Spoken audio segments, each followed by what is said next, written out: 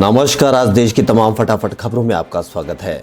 Supreme court ने बहू के पक्ष में आज एक ऐतिहासिक फैसला दिया है। सुप्रीम कोर्ट ने कहा कि घरेलू हिंसा अधिनियम के तहत बहू को अपने पति के माता पिता के घर में रहने का अधिकार है। जस्टिस अशोक भूषण की अध्यक्षता वाली 3 न्यायाधीशों की पीठ ने तरुण बत्रा मामले में 2 न्यायाधीशों की पीठ के फैसले को पलट दिया है।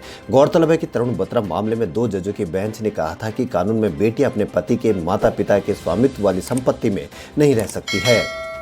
Flipkart big billion days 2020 sale की शुरुआत फ्लिपकार्ट प्लस मेंबर्स के लिए हो गई है।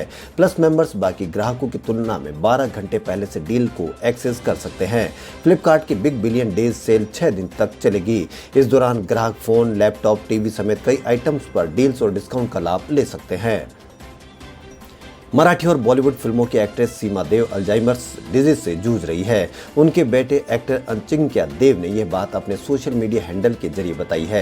उन्होंने अपने फैंस से अपील की है कि वह उनकी मां की सेहत की बेहतरी के लिए ईश्वर से दुआ करे।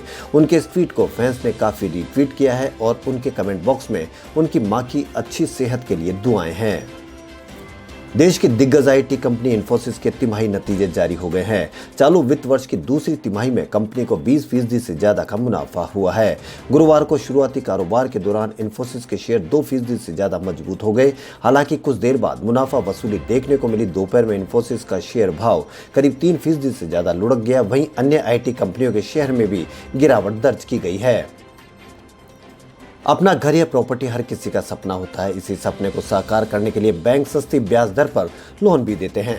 हालांकि इसके बावजूद रियल एस्टेट में खरीदारी सुस्त है। इस सुस्ती को दूर करने के लिए केंद्र सरकार ने राज्यों को एक जरूरी सलाह दी। केंद्रीय आवास एवं शहरी मामलों के सचिव दुर्गा शंकर मिश्रा ने राज्यों को प्रॉपर्टी के रजिस्ट्रेशन पर स्टाम्प शुल्क घटाने को कहा है। उन्होंने कहा कि राज्यों द्वारा ऐसा करने से रियल एस्टेट की कुल लागत घटेगी और घरों की बिक्री बढ़ेगी।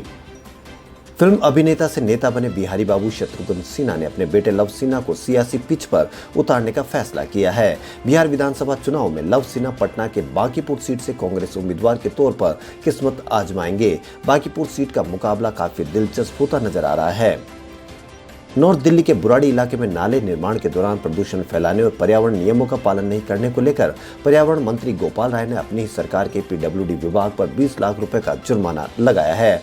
अभी एक दिन पहले ही पर्यावरण मंत्री ने दिल्ली प्रदूषण नियंत्रण समिति को एमसीडी के खिलाफ 20 लाख रुपए जुर्माना लगाने और कानूनी तौर पर सख्त कार्रवाई करने के निर्देश दिए थे। केंद्र सरकार के तमाम छोटे बड़े दफ्तर जिनमें प्रधानमंत्री कार्यालय भी शामिल है, वहां औपचारिक बैठक की कार्रवाई प्रारंभ करने से पहले एक खास तरह की गुफ्तगू होगी। इसमें बैठक की अध्यक्षता करने वाला व्यक्ति भी मौजूद रहेगा। किसी वजह से बैठक कम समय के लिए या उससे तय समय से पहले शुरू किया जाता है और ऐसे में गुफ्तगू छूट जाती है तो विभागाध्यक्ष सभी को गुफ्तगू की याद दिलाएंगे। इसे किसी भी सूरत में टाला नहीं जाएगा। उच्चतम न्यायालय ने गुरुवार को सीपीआई सांसद बिनोय विश्वम द्वारा दायर याचिका पर केंद्र, गूगल, अमेजॉन, फेसबुक, व्हाट्सएप को नोटिस जारी किया है। अदालत ने यूपीआई पर किए गए लेनदेन के डाटा को सुरक्षित करने की भी मांग की गई है। याचिका में उन्होंने आरोप लगाया कि अधिकारी भारत में डेटा संग्रहित करने की अनिवार्यता के बिना व्हाट्सएप को यूपीआई भुगतान शुरू करने की अनुमति दे रहे हैं। देश के 11वें राष्ट्रपति रहे और महान वैज्ञानिक डॉक्टर एपीजे अब्दुल कलाम की गुरुवार को जयंती है।